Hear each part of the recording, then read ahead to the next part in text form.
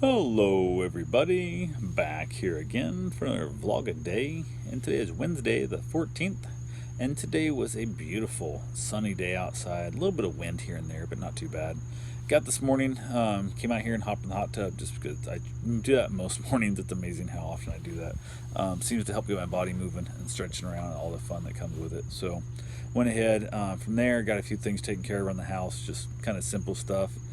Got some things put away and just all the fun that comes with it. Went ahead and got the house all vacuumed up and mopped and all the fun that comes with that, and so on and so forth. I also then decided I was going to go run around and do some house hunting, so I jumped on the motorcycle and basically had a slew of houses that I'd screenshot off of like Zillow and Redfin and whatnot, and just drove from property to property. And there was a few multifamilies that would be good rental income opportunities, and there's partial thought of like, hey, found a really cheap place we could possibly live in it on one's half, rent the other half out, and then rent this place out and just bank a ton of money. And in the process, then if we end up having to take care of her father, or if her son needs a place stuff, we'd already have kind of like just, they'd have their own half a duplex kind of thing, and we'd be on the other side, so it'd kind of be a nice way to go. But nothing there really jumped out. There's a couple of single family properties that I think might work. The layout's hard to tell. A lot of times they take photos of stuff that you don't know where you're going in the house. It's just randomly like spread apart. Like, here's a laundry room, here's a garage, here's a kitchen, here's a dining room, here's a bedroom, here's a garage. I'm like, what? There's no flow to it as you go. So went ahead and all the fun that comes with it. So yeah, it is what it is there. So out doing it, I realized what time I was getting to be. I was just kind of just jumping around from place to place.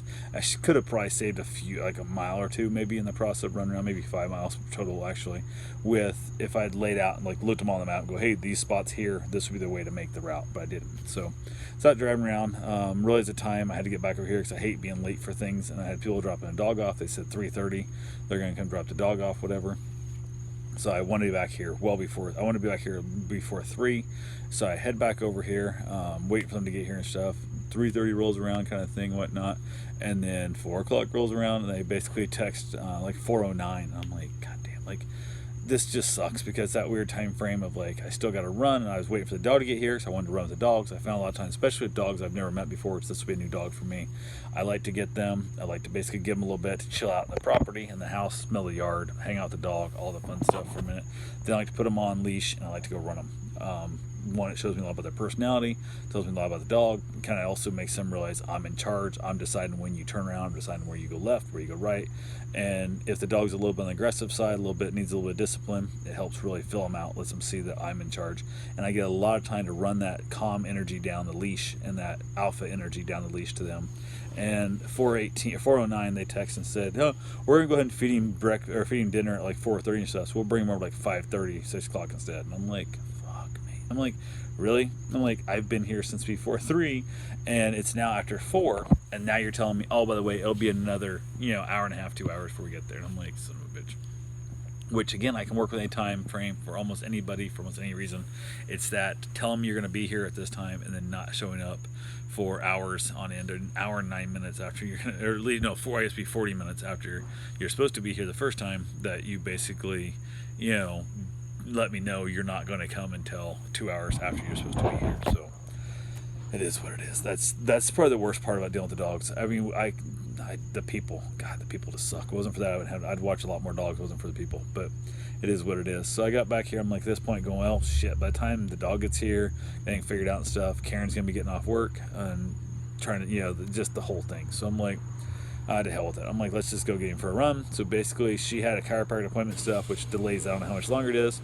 So I said, to hell with it. I went and got my run done, came back, got myself a shower, got myself cleaned up. I was on my run, heading back to get to the house, and she texts me and says, hey, I'm heading home. And I'm like, do you mean doctor appointment? Like your chiropractor stuff? She's like, oh yeah, shit, that's where I was going. I just sent the wrong thing out of text. Out of habit, as she walks out, she'll text me, hey, heading home, kind of thing. So I guess it gives me time to, get rid of any girlfriends or anybody like that I have in the house, which I appreciate. Why have the drama of having her come home and find all my girlfriends here? So it is what it is. But yeah, it just kind of makes me laugh. Usually I'll turn the AC down when she texts me. I'll start the oven. I'll do other things so I kind of know what time frame's going on of what we're doing for food. It makes it easier. I know she's coming. So she went ahead and basically said she's going to the doctor instead. I got back home, got cleaned up, got a shower, And ironically, when I got in the shower, I told him to text me before they brought the dog over. I would just gotten there, just getting, like soaped up, and the text goes off, and I'm like, shit, like, what the hell? I'm like, they can't be on their way now. It's like they're 7 minutes away.